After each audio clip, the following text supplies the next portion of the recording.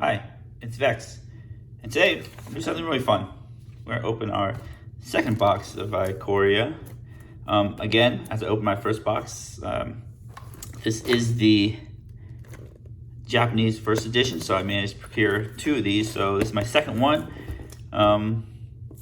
It's interesting, this is kind of highly sought after because of the Chrono card, kind of, and because Japanese printing.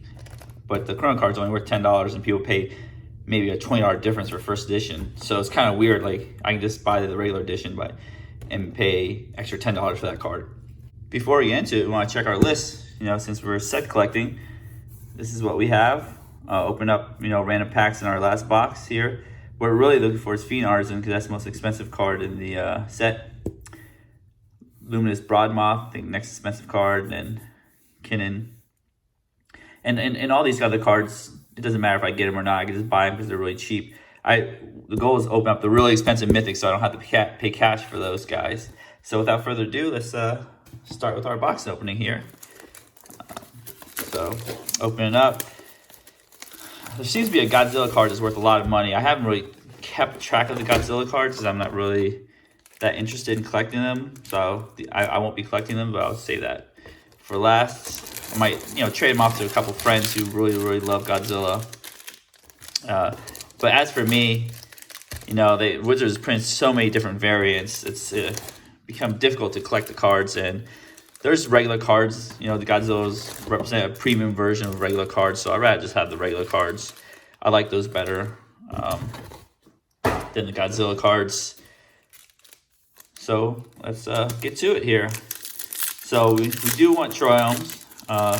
We have a bunch of EDH decks that have 3 colors, and we want to add those to our EDH decks, upgrade them. As you see this. I love these punch out cards. Actually punch one out, give little counters. But it's kind of interesting. It's like once you punch it out, like where do you keep these things? So it's good in concept, but it's kind of weird to keep these in your dice bag. So we'll see how that works. Maybe put some tape on it. Anyways, I'm wasting a lot of time here, so let's go through it. We'll start with Eerie Ultimatum. Didn't we kind of start with this? No, we started the Emergent Ultimatum last box. Eerie Ultimatum. I don't have an Absent Graveyard deck, EDH, but maybe I can build one. Let's talk about this card. This card is kind of like Explosive Vegetation, but power crept with cycling. They power crept a couple cards, like Wilt in here, that have it's like a naturalized with cycling. So you see a slow evolution of power creep, but you know what? I like this evolution of power creep because it's very innocent. It doesn't add that much more power creep to a card. People are slowly not going away from Explosive Vegetation EDH because Cultivate Kadama's Reach is on 3. You don't want to play Ransom on 4 unless you really have to. Extinction Event. So that's nice to power creep a card that's not really used as much. And it's nice to power creep like a naturalized, not use that much, and make it like usable. All right, first foil rare, Lava Brink Venturer. A little even odd theme, so it's like another even odd card right here. So let's stick that right there. Another Ultimatum. I think we got this in our last box as well. Emergent Ultimatum. Again, ignore the text. It just says I win the game. That's basically the way I read it. I have a Sultai deck, but I haven't really put it in there because I feel like I don't want to just play a card that says I win the game. All right, so yeah, I mean, I feel like this card's so powerful. Like they're pushing boundaries in EDH again, but it's not that bad because it's a 7 mana card, very restrictive mana cost. Another companion here. I've said a lot about companions. They're great, they're good, but they're not as good as they used to be. But back to the Emergent Ultimatum, like the Ultimatums, like essentially they really wanted to push a power level, and it got me really excited. I never actually played against it yet, but the day I play against it, it's time to scoop. Winota, ban Historic. Again, more busted cards that put things into play for free, so I don't know why they keep doing that one, but that is the new philosophy they're working with. Our first showcase card. Yeah, this card banned in essentially banned in standard because they banned Agent Treachery, Fire's Invention, a lot of things. Well, Fire's Invention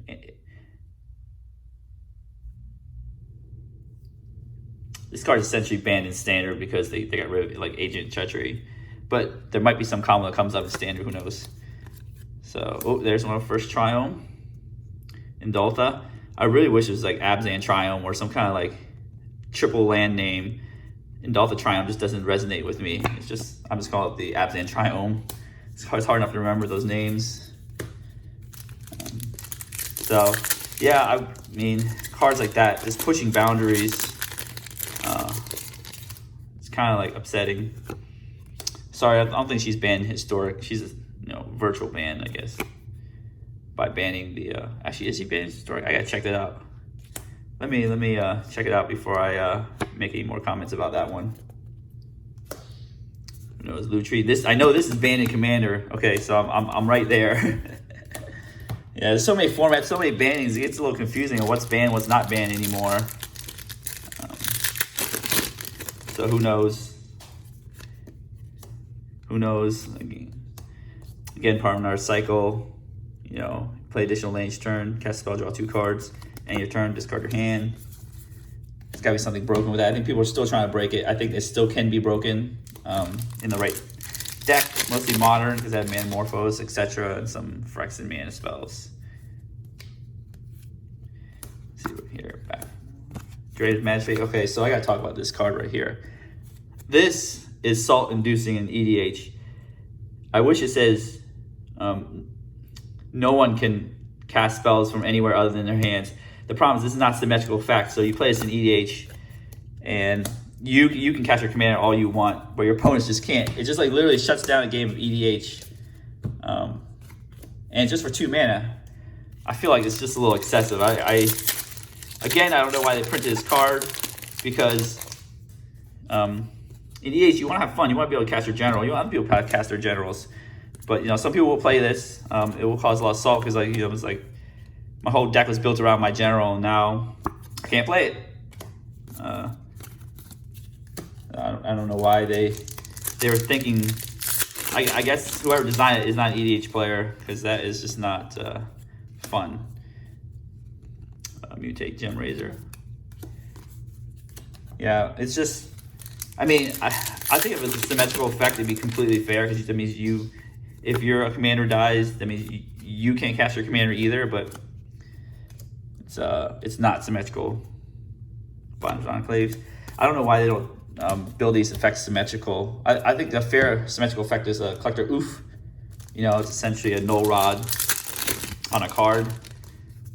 It affects yourself too, so I think that's completely fair. If you want to shut something down, shut it for yourself. Genesis Ultimatum is the first copy, I believe, of Genesis Ultimatum. Some ultimatums exile themselves.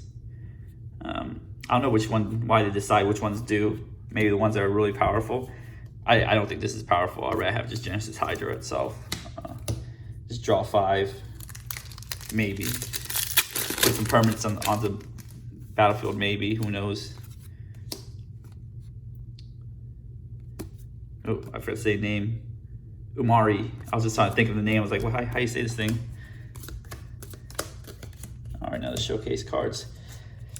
See, the cool part about it's kind of weird. Some showcase cards have a border, but I think if you get the some mythics showcase and maybe some rares, they just have the borderless showcase cards. It's so weird. It's so hard to keep up with how they do things nowadays. Labyrinth Raptor here. Yeah, and then I feel like these showcase cards are cool, but they actually, I'm not sure if this is a good opinion, but they show up too often, where they're just like, I get 10 per box.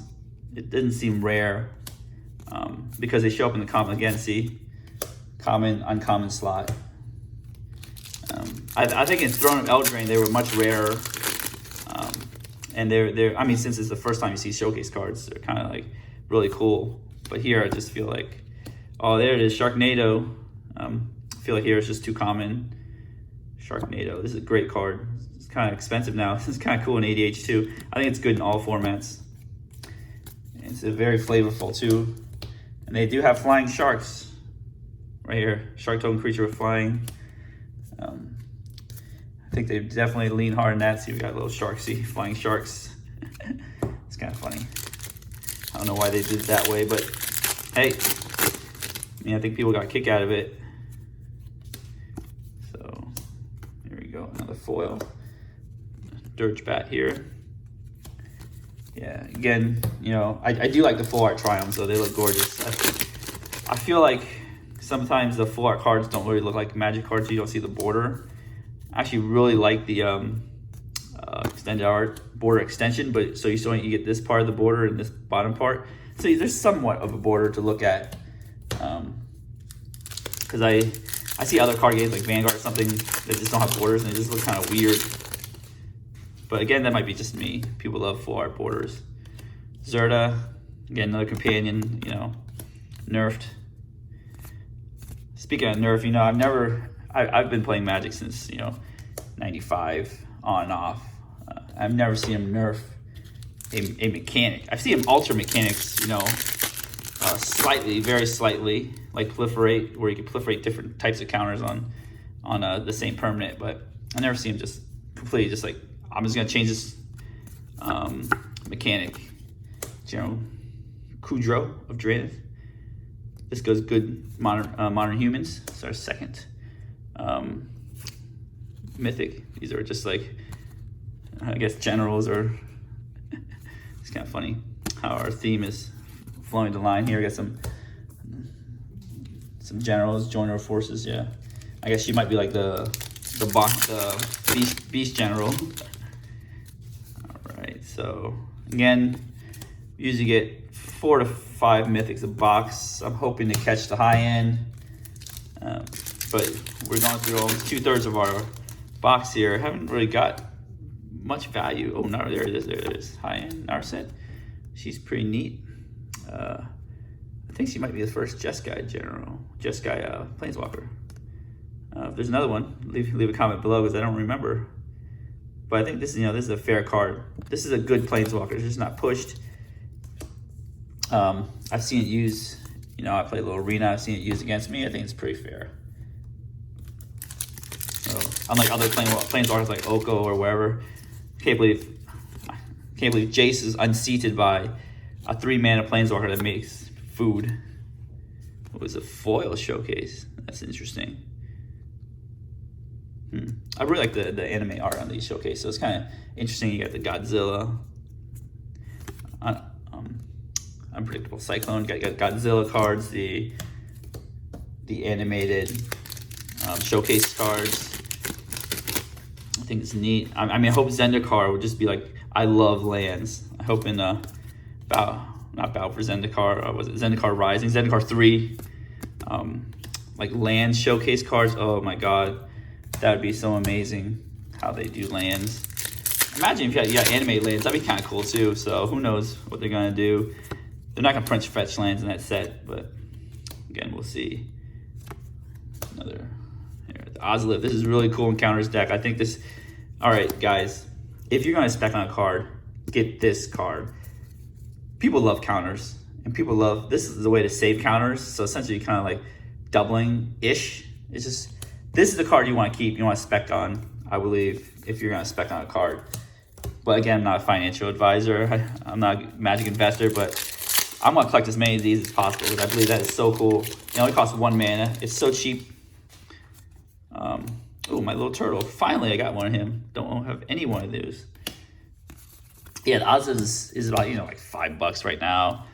It's so cheap. Every counters deck I see, you know, deck lists, I see a bunch of them have Ozlith. Not all of them have the Ozlith, but I believe it's definitely like the opportunity cost is so low, you know, to have in your deck, and it does so much. Atraxa decks, you know, Atraxa is very popular. You get reprinted double masters, and that +1 actually doesn't even just do +1/+1 counters. It does all different types of counters right here, right? Creature you control. So the only Atraxa deck is like Super Friends, where you can't really put that in, but any other counters matters. Atraxa deck, you can put it in. Oops, wrong pile there. Whirlwind of Thought. Another one of these. Yeah, I don't know what to put the foil. I'll just put the foil right there. Okay, so we got 3 mythics. We're looking 2 more, but you know. All right, well, I'll take one of these, actually. Pouncing Short Shark. Rugrin Triome. This is a Jeskai Triome. Again, all the full art ones have the red crystals, which I don't know why. Even the non-red producing ones have red crystals, so this is pretty neat. I really like the art in this. I would actually like it with the border, because border gives you some kind of like demarcation area. Because like if you look at it on the mat, you see a little border. It kind of frames the card. Look at it on the mat. There's no it just bleeds into each other. That's why I actually like borders, because of that reason. It gives the card like a piece of definition. Oops, here we go. Got a crystal here. Gigantha, another companion. This is okay in EDH if you can meet the requirements, but otherwise I don't see it used anywhere. Alright, we got 5 packs, so hoping to crack 1 mythic at this point. I'm not even asking for too much now. Oh, Triome, I'll take that. You know, and then, I mean, it's obvious you should spec on Triomes, not spec, but just buy Triomes now. They'll get more expensive. The some of the Tri-lands, just from like Arcane Sanctum, the Esper Tri-land is like $1 something, and these are only like $5. I would just find as many as I can get. Ooh. It's pretty neat. Here, Sea Dasher Octopus. I think we open a regular one, but this looks really cool. So let's put this in a rare pile. Let's put it here. Yeah, so Triomes, definitely get Triomes. Ultimatums, you know, they're okay. I would get one if you want to play with them, but I wouldn't hold on to a bunch of them. Hunted Nightmare. Again, I like to build, I have 20 plus EDH decks, so I have to get a bunch of copies of Triomes to put in all the decks. I don't share cards between decks. I just have full, complete decks, which I'll show you guys one day. So that's why I have to get a bunch of them. Oh no, this second full rare Summon Creation. So it's not bad full rare. It's not the best, but I'll take it. Offspring's Revenge.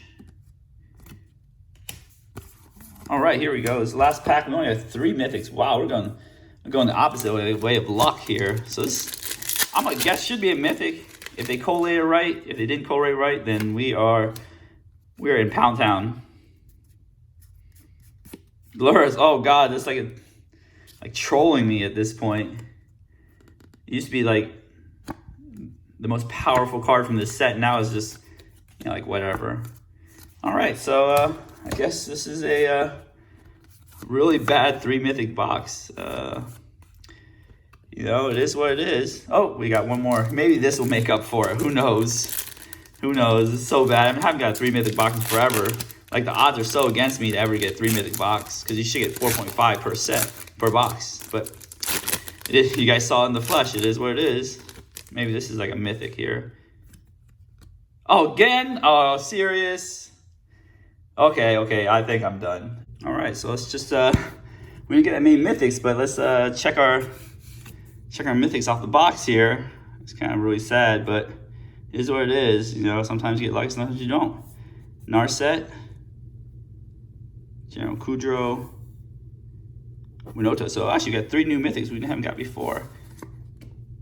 All right, I'm gonna put my pen here. I'm gonna look at the rares, check them off, and then we'll come back and do a little quick recap. All right, we're back. So let's see what we got here. So our set's getting really completed here. We're missing a couple cards like the Phoenix. That's gonna probably be bulk, so it's easy to buy. Slither Wisp. So we're clearing out the set. Look at this, Immersion Ultimatum. I keep opening these. I opened a foil one last box, and I bought myself a showcase foil one, because I might want to put my Salty deck and do the I win the game things, but we'll see. So I have 6 copies of that card. I keep opening that card. So we got most of the cards coming in here. Song Creation, got a foil there. Missing Kruga. We actually have a foil one open in a loose pack. All the way down to Zagoth Triome. We do own one showcase. We own one of each showcase Triome. I bought some, I've opened some. I think I come 1 per box. It's kind of neat just to be able to get a full art Triome, but we don't have the regular Triome. So we definitely want to collect as many. Actually, our goal is to collect probably 8 of these because we have so many EDH decks we want to add them into. So there you go, got a bunch of things. It's so sad, only 3 mythics. But you know what? It is what it is. I opened 8 mythics in 20 packs, so I can't really complain too much about my luck. But overall, not bad. So, question to the viewers. How many boxes do you typically buy of a set? I usually buy, like a case, so I could round out, get a bunch of rares, finish all uncommons, commons. I might go more in a case. Depends how much I like the set. The set's okay. I like Throne of Eldraine better, so I bought like 10 boxes of those. I really enjoyed that. As always, if you enjoyed the video, even though we got a low amount of mythics, give me a thumbs up. We got great packs and boxes coming up. I wasn't able to get Jumpstart because I was too late to pre-order, but I did pre-order. VIP Masters, gonna be an insane box opening. I know we're gonna open like 1 pack per video. It's kind of crazy to think about. And if you want to support me and like help me purchase these boxes to show on the video, hit that subscribe button. And as always, have a wonderful day.